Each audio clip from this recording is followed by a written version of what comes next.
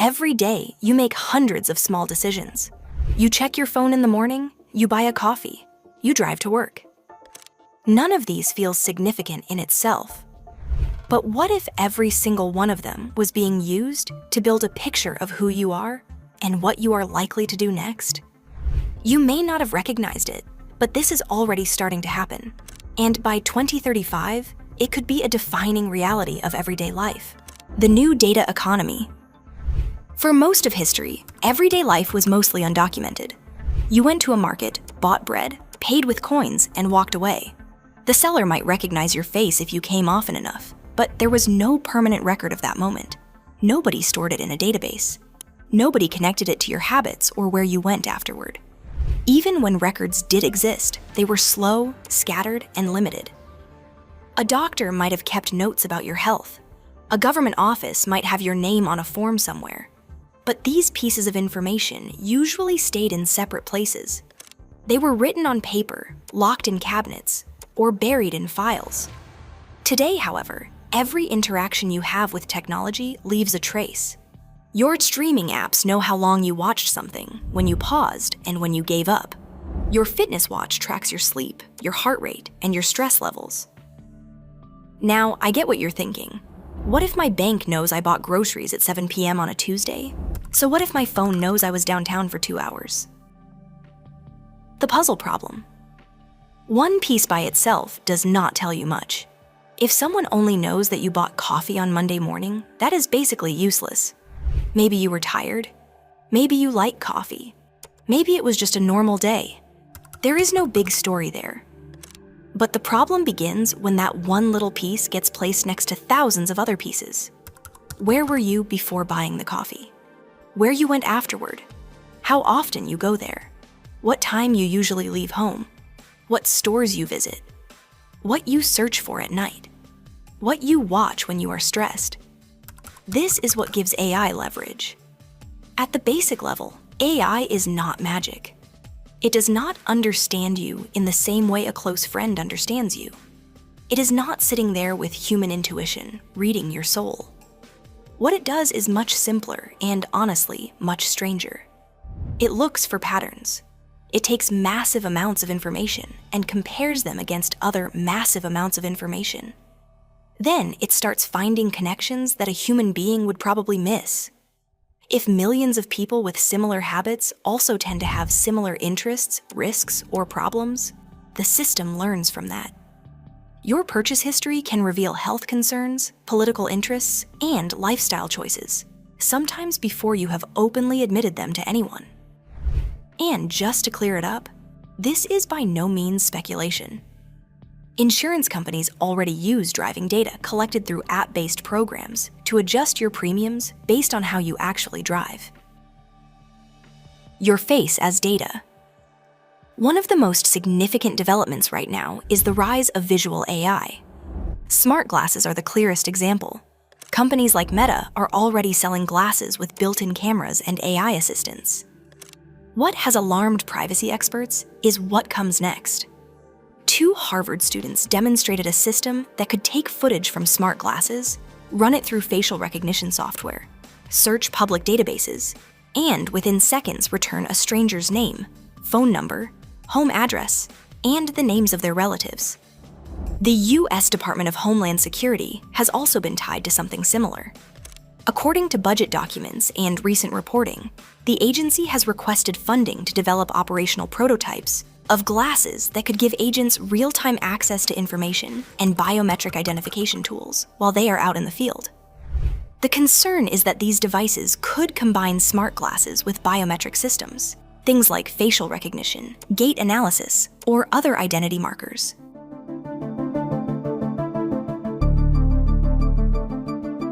Your employer already knows more than you think. The workplace is one of the places where AI surveillance has moved the fastest, partly because employers have always had a legal right to monitor what happens during work hours, and partly because remote work created a gap that technology moved quickly to fill.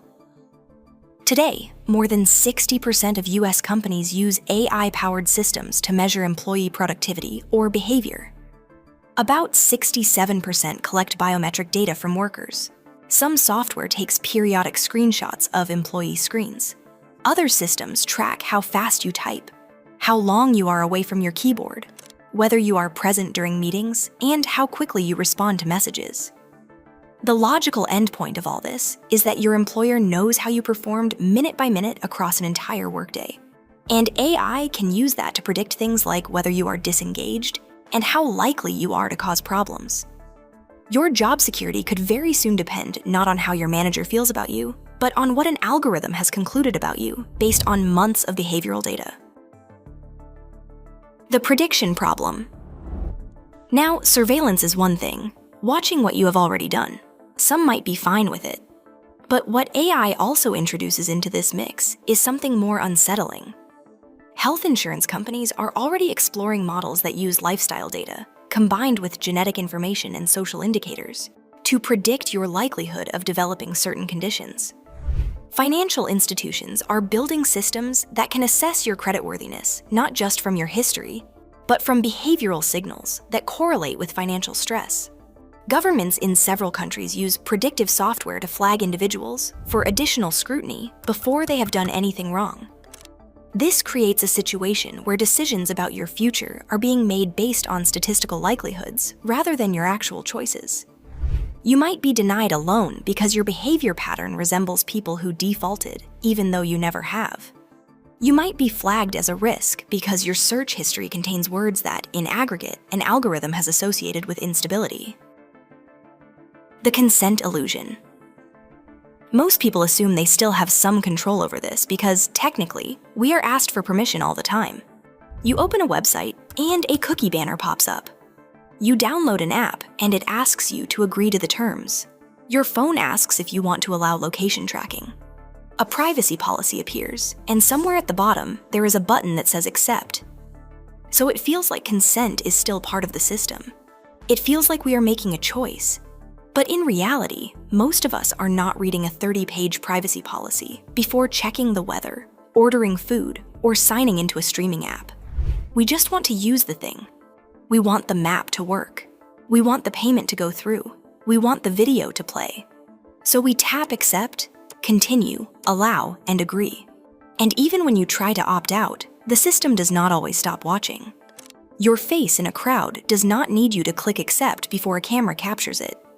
Your location can be inferred from the cell towers your phone connects to, not just the GPS setting you turn off.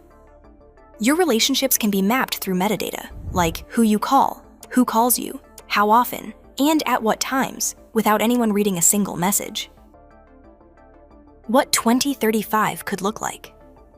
By 2035, the systems being built today will be more capable, more connected, and more deeply embedded in daily life. Smart glasses will likely be common consumer items. AI in the workplace will be standard. Cities will have camera networks sophisticated enough to track movement across entire urban areas. The people who will have the most privacy will be the people who are most disconnected from modern technology. But for most people, that is not a realistic choice. The question is not really whether this data gets collected. It is who controls it, what it gets used for, and whether there are any meaningful limits on what can be done with it.